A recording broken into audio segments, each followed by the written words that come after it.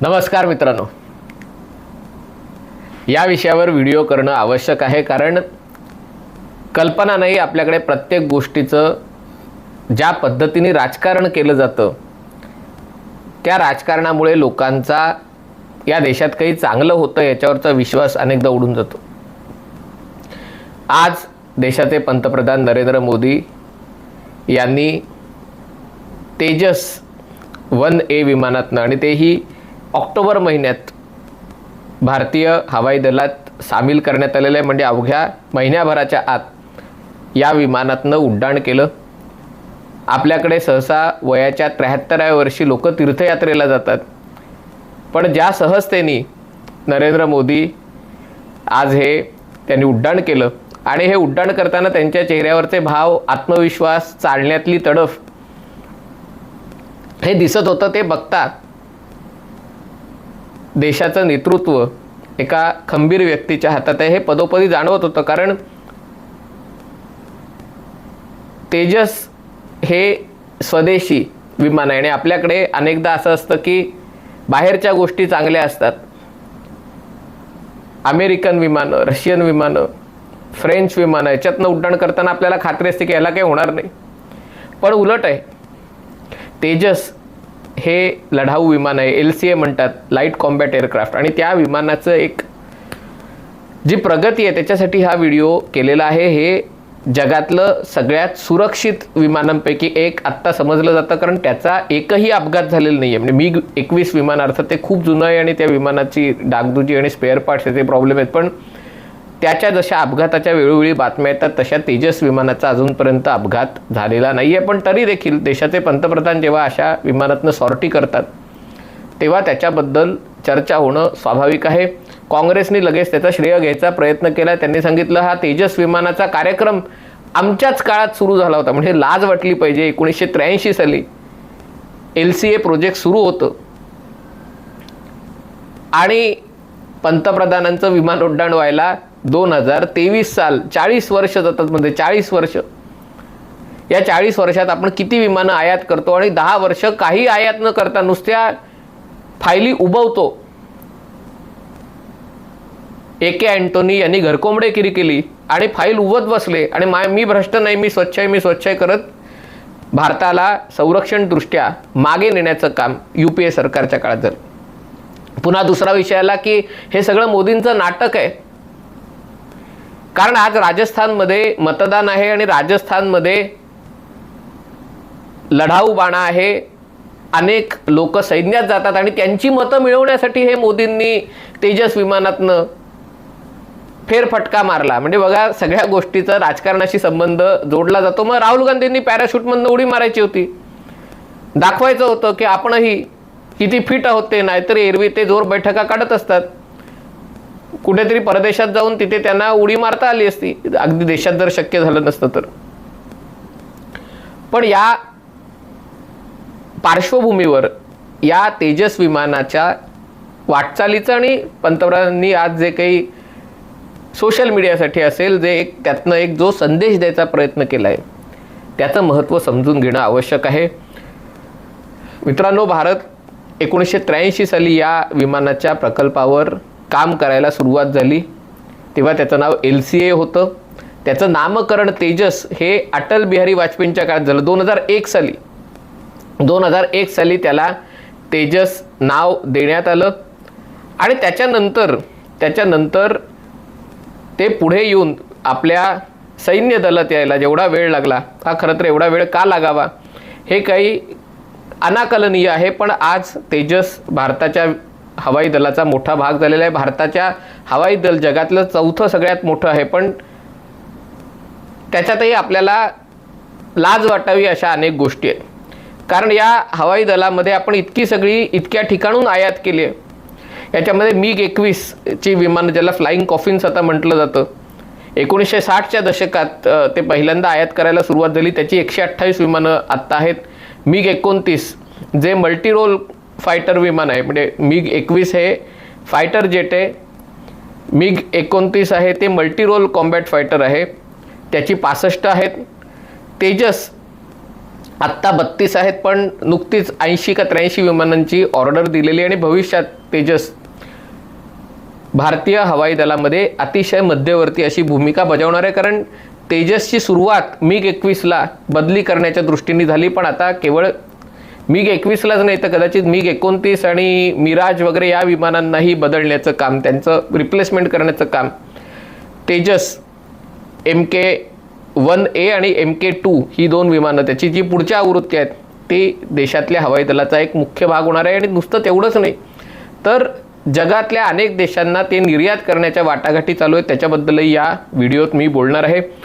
पण त्याच्याशिवाय मग मिराज 2000 विमानं आहेत, ती 45, सुखोई जी सगळ्यात जास्त 248 विमानं आहेत, मल्टीरोल कॉम्बॅट आहेत आणि हेवी ड्युटी म्हणते ज्याला म्हणतात, ट्विन इंजिन आणि अधिक ताकद अधिक पेलोड असलेली ही विमानं आहेत. रफाल जी आत्ता 36 विमानं टप्प्याटप्प्याने भारतात फ्रान्सहून येत आहेत. आणि जाग्वार ही फ्रान्स आणि ब्रिटनची संयुक्त प्रकल्प आहे, त्याच्यामध्ये ग्राउंड अटॅकसाठी ही विमानं आहेत, त्याच्यामध्ये 130 विमानं भारतात आहेत. या अनेक देशातनं आपण विमानं आयात केलेली आहे. त्याच्यात चर्चा आहे की आता आपण अमेरिकन विमानं पण आयात करणार का, पण मोदी सरकारने निर्णय घेतला की त्याच्यापेक्षा स्वदेशी बनावटीच्या तेजसला प्राधान्य द्यायचं. हे प्राधान्य देताना त्याचं महत्त्व समजून घेणं आवश्यक आहे. स्वदेशी बनावटीचं म्हणजे हे खरं आहे की तेजसचा जवळपास 50% वाटा हा भारतात निर्मित होतो, बाकीचे महत्त्वाचे भाग आहेत ते परदेशातनं आयात केले जातात, पुरवले जातात. आणि जगात कुठलंही एअरफोर्स असेल त्याची विमानं आहेत की ते 100% स्वदेशी, त्याच्यासाठी एक मोठी इकोसिस्टीम लागते, अनेक ठिकाणी त्याचे स्पेअर पार्ट्स बनतात. जगात सर्वोत्तम आहे ते आयात केलं जातं आणि ते विमानात त्याचं फिटिंग केलं जातं. याच्यामध्ये तेजसमध्ये मुख्यतः अमेरिका, त्याचं जेट जीईची इंजिन्स आहेत, ब्रिटन आणि इस्रायल, त्याचं सगळं रडार आणि एव्हिओनिक्स वगैरे हे मुख्यतः इस्रायलमधनं आलेलं आहे. असे अनेक देशातनं आलेलं आहे, पण मुख्यतः अमेरिका, ब्रिटन आणि इस्रायल याच्यातनं आलेल्या महत्त्वाच्या यंत्रणेद्वारे हे बनलं आहे. पण त्याचं डिझाईन आणि या सगळ्या गोष्टी इंडिजिनस आहे. स्वदेशी विमान निर्मिती म्हणजे काही ते 4 ठोकळे आणून त्याच्यातनं एक विमान बनवायचा असा भाग नाही आहे. ही इंडिजिनस केपेबिलिटी का महत्त्वाची आहे हे समजून घेणं आवश्यक आहे. आज याच्याबद्दलच एक व्हिडिओ बनवत होतो, त्याच्यात अतिशय साध्या सोप्या शब्दात त्यांनी सांगितलं की ही स्वदेशी निर्मितीची क्षमता का महत्त्वाची. कारण तेजसचा जो कोड आहे, सॉफ्टवेअर कोड, तो भारतात स्वतः भारतीयांनी लिहिलेला आहे. याचं महत्त्व काय माहिती आहे, तुम्ही विमान विकत घ्याल म्हणजे तुम्ही बंदूक विकत घ्याल, पण जर तुम्ही गोळ्या बनवत नसाल तर गोळ्यांसाठी तुम्हाला सातत्याने कोणावर तरी अवलंबून राहावं लागेल आणि मग त्यांनी किंमत वाढवली की तुम्ही काही करू शकत नाही, कारण गोळ्यांशिवाय बंदुकीची काही किंमत नाही.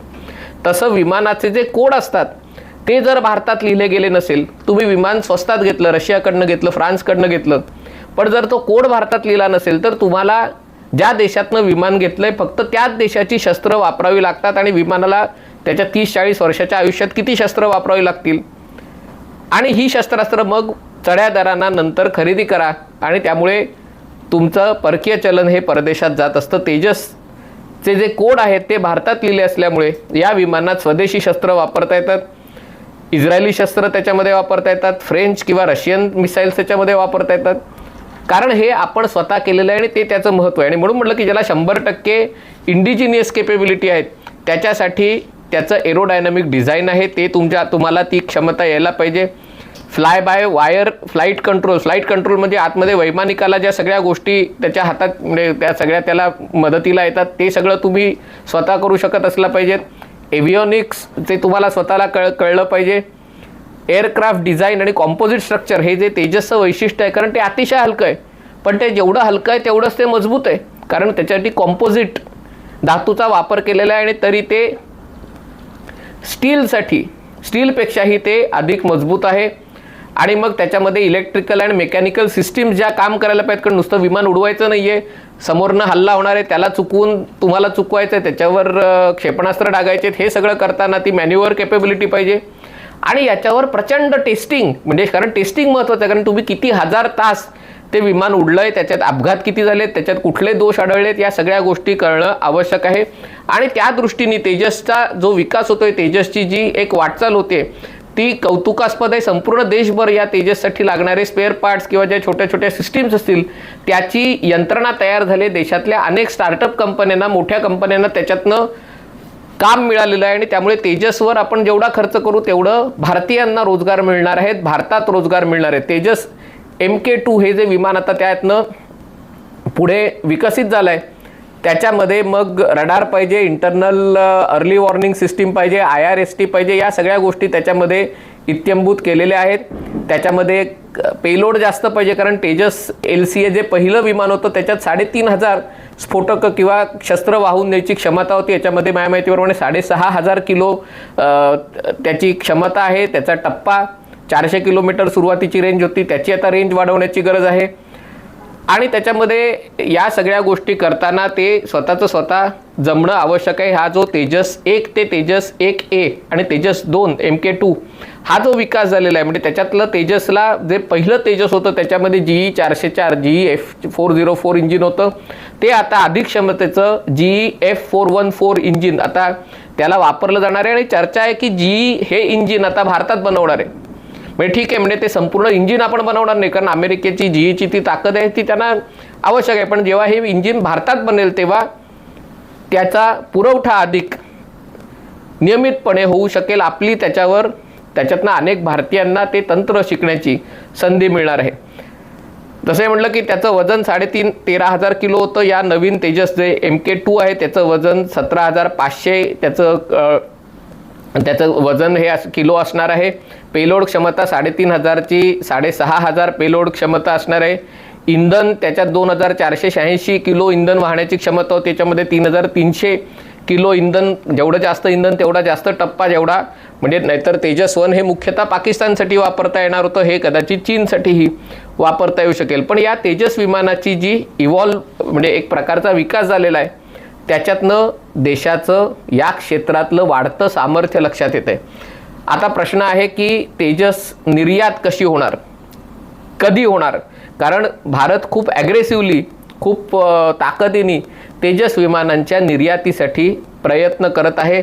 अनेक देशांची चर्चा सुरू आहे. त्याच्यामध्ये इजिप्त असेल, म्हणून इजिप्तचे अध्यक्ष भारतात आले होते.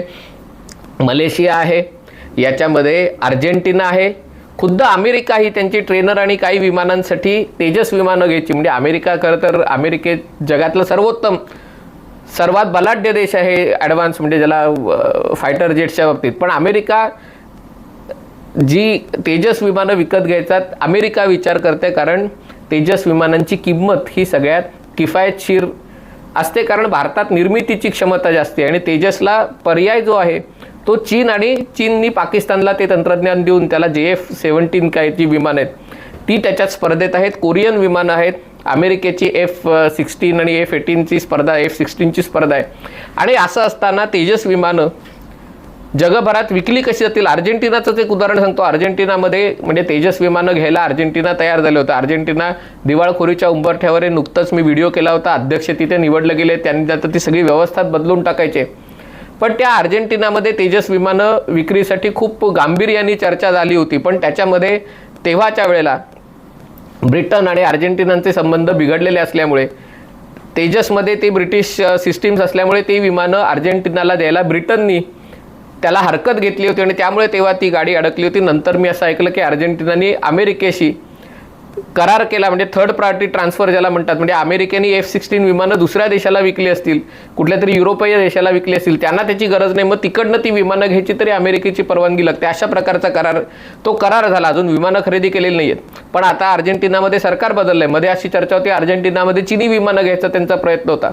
पण आता अर्जेंटिनाचे नवीन अध्यक्ष आहेत ते चीनच्या विरोधात आहेत आणि जे अमेरिकेच्या बाजूने आहेत. आणि त्यामुळे आता बघणं महत्त्वाचं ठरणार आहे. आणि अमेरिकेलाही कुठेतरी याची जाणीव झाली.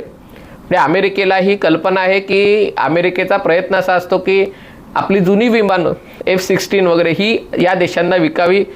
जी F-35 वगैरे जी ॲडव्हान्स सगळ्यात विमानं आहेत ते भारतालाही द्यायला तयार नाही आहेत. याचं कारण केवळ अगदी जवळच्या मित्र देशांना अमेरिका ही विमानं पुरवतो, कारण तंत्रज्ञान शिकून ते आत्मसात करण्याची भीती असते, त्याचा गैरवापर करण्याची भीती असते. आणि त्यामुळे अगदी भारताला अमेरिका अजून ॲडव्हान्स F-35 वगैरे विमानं देत नाही आहेत, जी इस्रायलला, UAEला किंवा युरोपीय देशांना अमेरिका पुरवतं. पण अमेरिकेलाही आता लक्षात आलेले आहे की अनेक विकसनशील देश आहेत ज्यांना त्यांच्या वायुदलांना विमानांची गरज आहे आणि अमेरिकेची विमानं जर इतर स्पर्धेपेक्षा जर जास्त महाग असतील, जरी ती चांगली असली गुणवत्तेच्या बाबतीत, पण त्याची किंमत दुप्पट जास्त असेल, तर या देशांकडनं चीनचा जो पर्यायी विमान आहे ती घेतली जाण्याची भीती आहे. आणि त्यामुळे भारताबरोबर जर कोलॅबोरेट केलं आणि तेजससारखी विमानं आहेत ज्याच्यामध्ये इंजिन अमेरिकेचं असणार आहे, त्यामुळे याच्यातला एक मोठा भाग विमानाच्या किमतीचा साधारणतः जे तेजसचं सगळ्यात स्वस्त विमान आहे ते $3 कोटी वगैरे त्याची किंमत आहे. $3 कोटी $4 कोटी अशी किंमत असते, पण तरी देखील त्याची किंमत 30 ते 50% स्वस्त आहे. आणि त्याच्यामुळे हा जो मुद्दा आहे, अमेरिकेला पण जर याची जाणीव होत असेल की भारताबरोबर या क्षेत्रात सहकार्य करून निदान फायटर जेट्समधली एंट्री लेवलची विमानं आहेत किंवा जी लाईट कॉम्बॅट एअरक्राफ्ट आहेत, मी त्याला एंट्री लेवल अशाची नाही म्हणत की ती त्याचं तंत्रज्ञान खराब आहे, पण सगळ्यात जास्त वापर अशा विमानांचा होण्याची शक्यता असते. कारण सगळ्यांना काही चायनाशी लढायचं नसतं किंवा रशियाशी लढायचं नसतं. त्यांचे शेजारच्या आफ्रिकन देशांना जे त्यांची ताकद लागते ती शेजारच्या आफ्रिकन देशांना एवढी ताकद लागते आणि त्यामुळे त्यांना परवडेल अशा किमतीत आणि तंत्रज्ञान हस्तांतरण करता येईल अशा गोष्टी त्यांना जास्त रस असतो. मुद्दा असा आहे की भारत या स्पर्धेत आता उतरलेला आहे. आपण 25,000 कोटी रुपयांची निर्यात, एकेकाळी आपण हजारो कोटी रुपयांची आयात करायचं त्याच्यामुळे आपल्याला अभिमान वाटायचा खरं, अरे आम्ही फ्रान्समधनं अमुक घेतलं, आम्ही अमेरिकेहून ते घेतलं, आम्ही रशियातनं हे घेतलं. ते खरं लाज वाटायला पाहिजे, पण आपल्याला अभिमान वाटायचा आपण आयात करतोय ते. पण आता आपण 25,000 कोटीच्या निर्यातीचं लक्ष ठेवलेलं आहे आणि 13,000 कोटीपर्यंत ही निर्यात पोहोचलेली आहे. आणि या 13,000 कोटी रुपयांची निर्यात 25,000 कोटी रुपयांपर्यंत जर पोहोचवायची असेल तर त्याच्यामध्ये तेजस LCA आणि आता हे जे विमान आज पंतप्रधान नरेंद्र मोदींनी ज्याच्यातनं उड्डाण केलं ते ट्विन सीटर आहे, 2 लोकांचं, म्हणजे त्याचं ट्रेनिंगसाठी वापर, अशी काही विमानं एअरफोर्स आणि नेव्हीसाठी आपण दिलेली आहेत. अशा विमानांची पण खूप मोठी गरज असते, खूप मोठं मार्केट असतं आणि त्यामुळे या बाजारात भारत आता दिमाखानी उतरलेला आहे. स्वतः पंतप्रधान जर या विमानात उड्डाण करत असतील तर त्यातनं जो मेसेज जातो तो फक्त राजस्थान विधानसभेच्या निवडणुकांपुरता जात नाही, तो मेसेज जगभरात जातो. आणि याच्या पलीकडे तुम्हाला जी एक कूटनीती लागते इतर देशातनं, त्यांच्याशी तुमचे जे संबंध आहेत ते अधिक सुधारून एक जागतिक स्पर्धेत उतरायला, चीनला पराभूत करायला जर तुम्हाला जी काही खेळी करावी लागते ती करायला अजित डोवल, नरेंद्र मोदी, राजनाथ सिंग हे सगळे आहेत. पण त्या दृष्टीने या नरेंद्र मोदींच्या तेजस उड्डाणाकडे आज बघायला पाहिजे. ही खरोखर दुर्दैवाची गोष्ट आहे की अटलजींनी नाव ठेवलं आणि त्याच्यानंतर पुन्हा त्याची जर टाईमलाईन बघितली तर ती 2013ला त्याला एका प्रकारची त्याचा क्लिअरन्स हे आला आणि मग त्याच्यानंतर त्याचं निर्मिती सुरू झाली. म्हणजे या सगळ्या गोष्टी इतक्या कूर्मगतीने का होतात हे काही कळायला मार्ग नाही. पण दुर्दैवाने आज आत्तापर्यंत आपली सगळी वाटचाल आहे ती अशा प्रकारे होत आलेली, पण भविष्य मात्र भारतीय हवाई दलाचं आणि भारतीय संरक्षण क्षेत्राचं आत्मनिर्भरतेचं भविष्य उज्ज्वल आहे, हे आज पंतप्रधान नरेंद्र मोदींनी तेजस उड्डाण करून दाखवून दिलं आहे. तुर्तास इथेच थांबतो. पाहत रहा MH48.